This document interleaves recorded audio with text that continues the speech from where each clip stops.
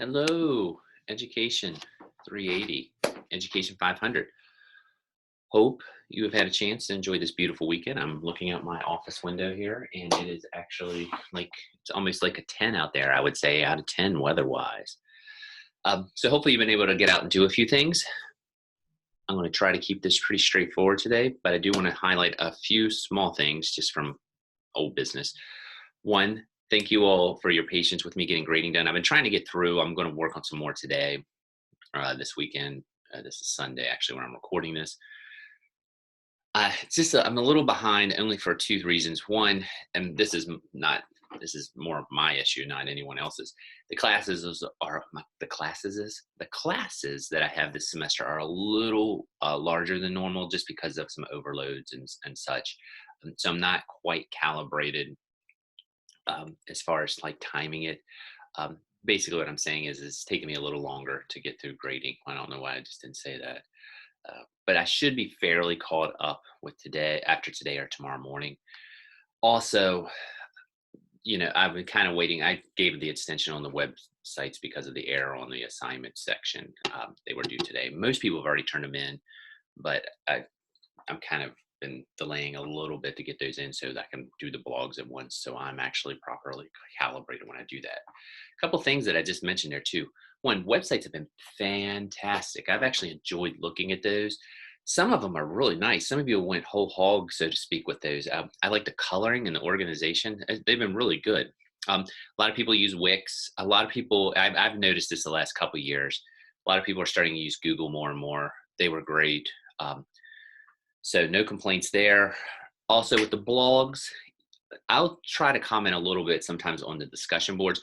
The blogs I don't comment too much on, only because I feel like those are your opinions and I don't want to muscle in too much on those. I do read them, so I don't want you to think that I'm not. I don't want to sway your opinion one way or the other if that's your viewpoint, if you don't like a technology or something like that. Uh, I might do it when we see each other face to face on another thing, but I feel like the blogs are kind of your place to vent or, thumbs up, thumbs down type thing. With that being said, we're moving on to, I think, some of the more fun tech. Not that the websites to me are fun, but I know they're kind of a hot button topic with some people. Some people like them, some people don't. And Google Classroom is Google Classroom. It's basically a learning management system like Schoology or Canvas or something like that. We're going to start using some integration type stuff. This week, as you can see right here, the major ones that we're going to do are Nearpod and Pear Deck. I'm actually probably with this lecture just going to focus on Nearpod, and I'll tell you why here in a second. One's selfish, one's just, I think, more reality based. But I'm also just going to make sure that you have access to Powtoons and Prezi if you're interested, because they are down here. And if you are interested in checking those out, you're welcome to do it. I think everything should be up to date with them. Prezi's, it's kind of getting old and dated, and each semester I think about pulling it. It's kind of like a flashy PowerPoint. They have been upgrading things, but you've probably seen it where it goes zoom in, like when you click a slide, it zooms right in on your face, or you can do them as word webs. It's a different design. Some people really like it as an alternative to PowerPoint, so I put it on there. Powtoons has like little, I don't know what the word is, like animations, or again, it's a jazzed up PowerPoint. I'm going to focus on Nearpod for a couple of reasons. One, I'm most familiar with it. Two, I've used it for like over 10 years. And I actually did their certification type stuff.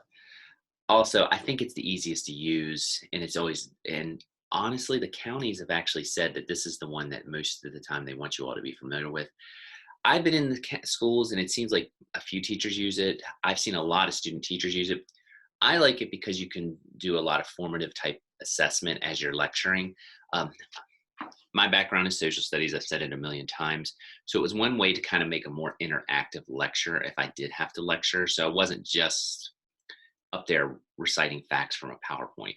And that's what I kind of think with Pear Deck and Nearpod you're going to find. They're PowerPoints with a little bit of muscle. I don't know if that muscle is a good representation of it, but they just got a little more oomph to them. So we're going to check them out. Like I say, there is some information on Pear Deck. Pear Deck actually works well with Google Classroom, but now Nearpod integrates in there too. But if you are more comfortable, or if you're out in the field and you feel like your cooperating teacher really likes Pear Deck and you're comfortable with it, you can actually use Pear Deck for the assignment I'm going to talk about at the very end. A couple of things also with Nearpod before we get going. One, you can sign up for free, and I would just suggest signing up for free, mainly because uh, everything for the assignment you can do with the free account. Now, if you're interested in getting a gold account or expanding it, I think it's one of the techs that I actually do pay for every year because I do use it, and they do add on some things that you can include, like virtual field trips and stuff like that. There's some access to some different videos. There's gold memberships and stuff. But it's nothing that you have to do. And also, when you get hired, I'm not even gonna say if, when you get hired in a county, a lot of times they already have county accounts. So you will probably already have access to a gold account when you get hired somewhere if you want to use this tool. The only downside with the county account, sometimes, I don't know if you would switch counties if it follows you. My gut tells me no. So it might be something you'd have to contact Nearpod about moving things over. But that's so far down the line, I guess I don't even know why I'm talking about it. This week, in case I forget to say it after we do the technology, same as every week, you got a blog, you'll have a discussion. The discussion is going to be on apps. I always butcher this word, so I'm going to say Sembula. I think that's how you say it. There's Sembula. Basically it's a something that has a bunch of apps on it, and educational apps. It's just, if you know one, when you do some apps that are really great for the classroom, you are welcome to talk about it or do anything of that nature. It'll work with the discussion topic, and I'll pull it up at the end.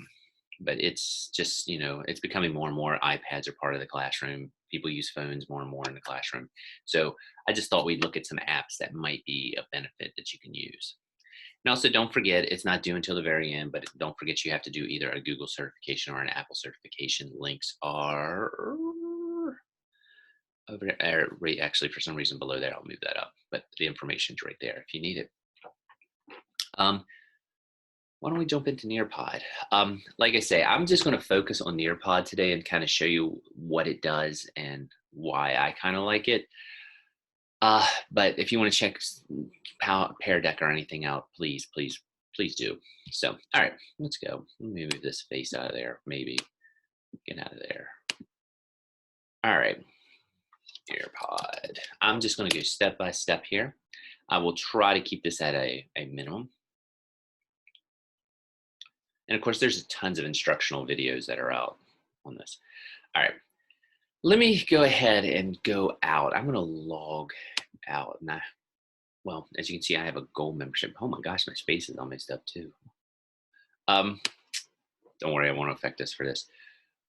You can just basically create an account. I'm going to log out, for better or for worse. Let's hope I can remember my password. You can sign up for free right here when you go to nearpod.com, and it's just a free account. That's all you're welcome to just use that. And as you can see, there's different things here you can do. What Nearpod is, and I guess I should say this, I brought my iPad here. When you see that thing where it's code, when you join or when you create an account or a lesson for your students to kind of do, and you broadcast it up on your smart board, your Apple TV, whatever you're using, you'll get a code. If your students have a device, they can have an iPad, they can have Chromebooks, they can have phones. For the iPads and the phones, it's usually easier if they have the app, but they could still just go to the internet or go to the site. They're going to get a join code. Basically what happens is what you have on your screen goes on their screen.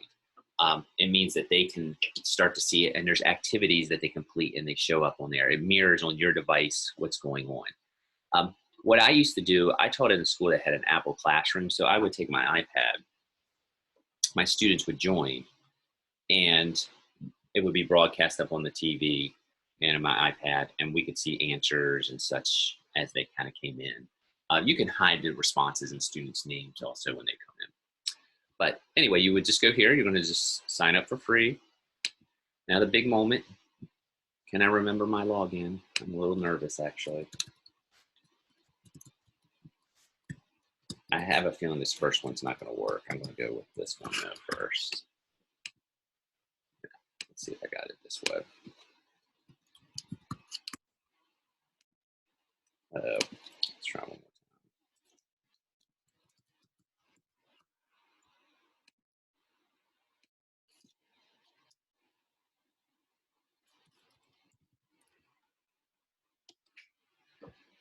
It's always got to be one of like 10. So anyway, I was getting a little nervous. Alrighty. Now these are all ones that I've done before in the past. There's a ton of them. They also have a library, as you can see here, where you can actually look up different lessons. And let me just show you kind of, there's tons of them, and you can look up different subject areas. I'm going to go back to my library, though, because I just know the Nearpod's a little better. Oh, let me do this. This was an old one that we did. Let me see. Just trying to think of ones that I have some stuff in here that I liked. We'll do one. We'll do one that was I've done in a. I think I did this in 200 one time. This was something on Gardner and multiple intelligence. As you can see, it looks like a PowerPoint. This would be what the students would have. But here's the difference once we get it. You have these activities in here. So this would come down, right now the name of an intelligent person. And when that was done, that cork board would have a bunch of Post-it notes that would start to pop up on it. So you can do some discussion and interaction. And then there's also other things that you can look at. I think I have a little bit of all the bells and whistles in this one, so I'm going to just skip right through it. You can draw on it. So you can see. You can do open-ended questions. And these responses come in to you, so you can see. They just submit. And then do polling.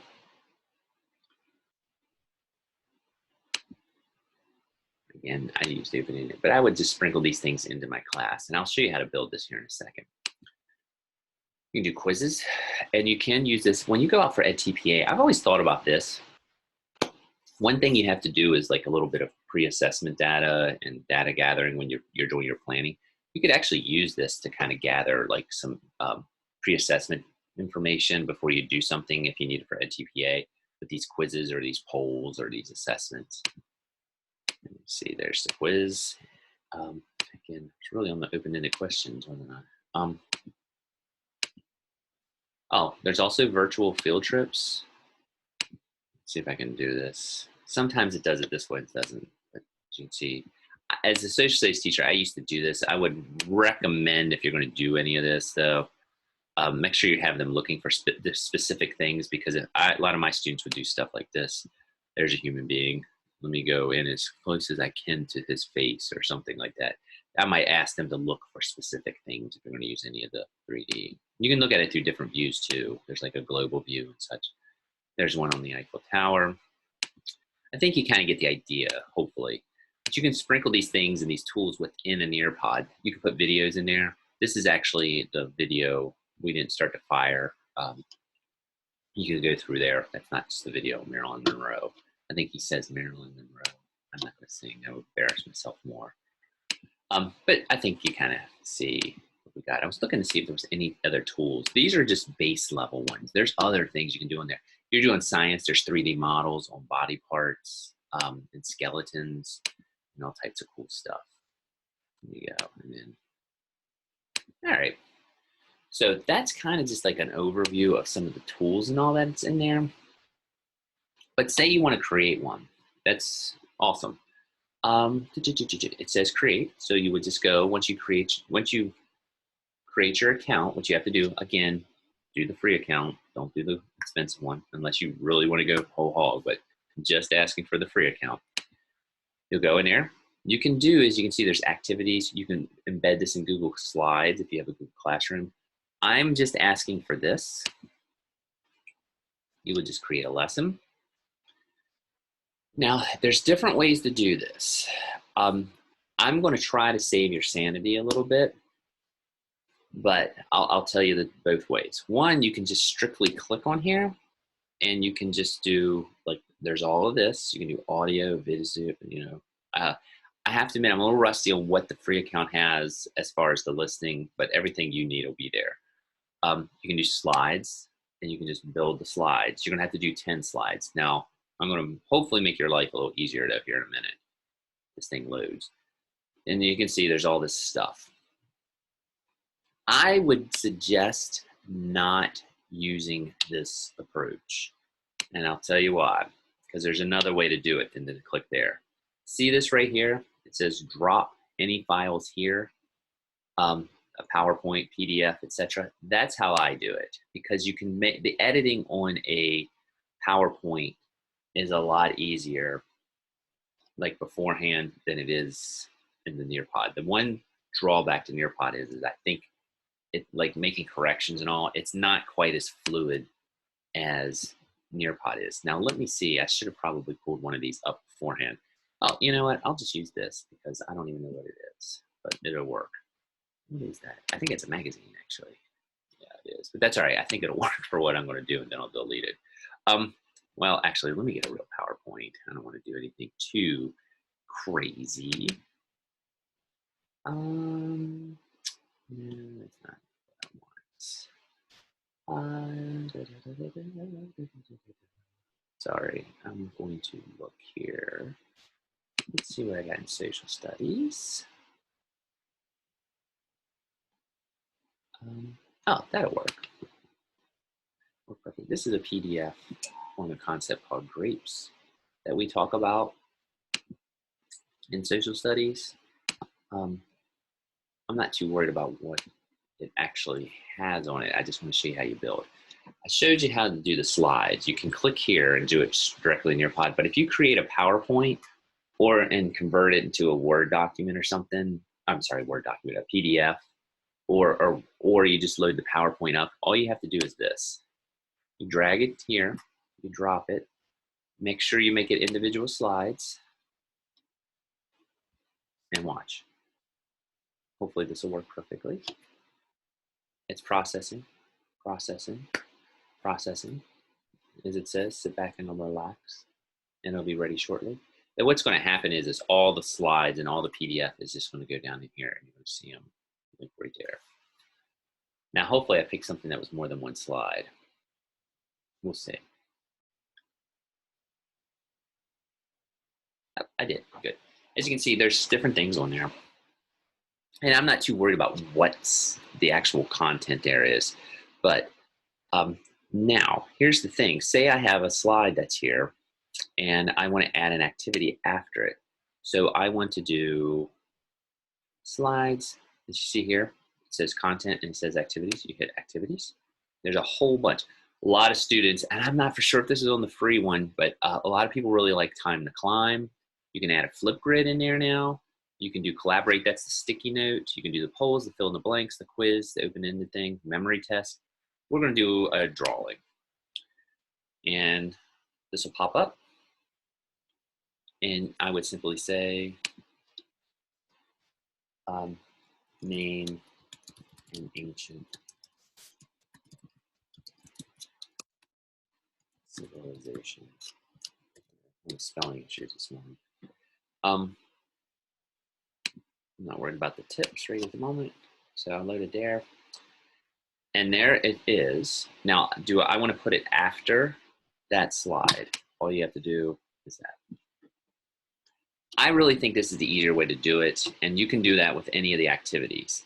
You can build them directly right in there. I'm not telling you not to do it, but I think it's easier if you do a PowerPoint or I have a Mac. I might do it in Pages and then convert the page. I'm sorry, Pages. I could do it in Keynote, which is the Mac equivalent PowerPoint. I can do it in Keynote and save it as a PDF and then just drop it in here like this. And then again, when I do my next one, I want another activity. And the reason I keep showing you activities is because this is what you're going to have to do. And then you go in there and you might say question 101. And you can set up, this is going to ask a bunch of questions, but we'll just say, when did the Roman Empire exist. You know, and then you can add an answer. 100 CE, 1000 CE. This is a terrible question. I would never probably ask it, but then you can add questions, but I'll save it. Oops. Ooh, correct answer, and we'll save it. And again, you can just drop it in there and drop it where I want it. That's it. It's Nearpod. Nothing more, nothing less. I'm probably going to go save this, and then you'll save it. And there it is. And here's what you're going to do. After you create yours, and I'll go over what you have to have in yours here in a second. You can either you can share it or export it as a PDF. Some people, a lot of times when they submit it, just put it as a PDF and just submit the PDF. And that's fine. I just need to see what you have in it. You can also share it or make it an independent assignment and just send it to me. If you do student paste, what'll happen is you see that you get the code. You should be able to send me the code, and I should be able to log into it, or you can copy the link. And as you can see there, it gives me a month to look at it, and I'll definitely get it done before then. But it's neither here nor there. Either one works. I think a lot of people usually feel safer downloading it as a PDF and submitting it, but I'm fine if you want to submit the code. One thing we found out with the websites, and again, thanks to the people who emailed me that, because I had forgotten that from the summer, Brightspace isn't quite like Sakai, where I think you have to submit it on a Word document or some sort of document and put it on there. So if you do put the code, I think you're going to have to put it on a Word document. That's up to you. So that is Nearpod. And what you have to actually do in Nearpod for me, if you look down here, this is wordy. I think it also is a PDF on the assignment. But basically, you're going to create an account. The account is free. You need to have a title page of the lessons covered. I don't care. It can be in your field. If you're elementary, it can be whatever you want it to be. It can be rules. It can be, social studies. It can be science. It can be math. All great areas. And then just build something that you actually think you might be teaching, or you could see yourself teaching. You have the title page, and then I want 9 slides of content. And what I mean by content, it's just 10 total slides. You'll create those slides, and you can just put them directly into the Nearpod, or you can build it in Nearpod itself, like I was talking about. Do whatever's easier for you. Basically, what you need to do, you need to put one poll in there. You need to put, what do I got in there? I got one poll, one open-ended question, and one quiz. So let me kind of summarize all that again, because I was kind of reading it and it was a little choppy. So basically, you need to create a Nearpod account. Create a Nearpod account, the free one. You need a title page. You need 10 pages of content. By the way, the content can be very general. It can be bullets. You don't have to type a whole lot. So you need title page, 10 pages of content, and then you need to insert in the Nearpod a poll. You can do a quiz, and you need to do an open-ended question. Now, I haven't done a free account in a little bit, and I probably should. If there is some other activity that you like better and you think you may actually use it, do it. If Time to Climb's in there and you like that better than quiz, use it. I just want to make sure that you can insert an activity and within the content and build it. So again, title page, 10 pages of content, quiz, open-ended question, poll. If there's another activity that you really like, you can substitute it in there. I understand them and I know them all. So if you feel like it works better, that's fine. I'm more worried about you being familiar and knowing how to use the tech than anything. But at a minimum, you need to have, 3 activities. And I have them listed as quiz, open-ended question, and poll. I keep saying that just to hammer it in. That's Nearpod. If you have any questions, you're welcome to contact me anytime. But again, this week, you have a blog. So you'll blog on Nearpod. If you really, really, really want to do Pear Deck instead of Nearpod, that's fine. Email me and give me the heads up. They're very similar, and some people do prefer Pear Deck over Nearpod. But I would stick with Nearpod, honestly. I think the counties are more familiar with it and kind of stress it a little more. Um,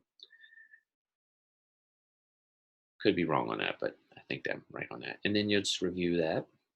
And then here's the discussion question for the week. After, check out the readings posted below. They're just on Nearpod apps and actually apps itself and such. Read the article. After transforming classrooms, which apps do you think you could use? How and why? You can check out any app you want right here. I'm going to click that and show you. And if you know an app, let's skip to it. And there's a whole bunch of stuff on there. I mean, and by the way, don't say I'm going to use Target because I can buy things for my classroom. I'm talking, if you go over here, you can search for education and education games. Let me go up there. All right, let's look. There we go. If you go up, you can do a search.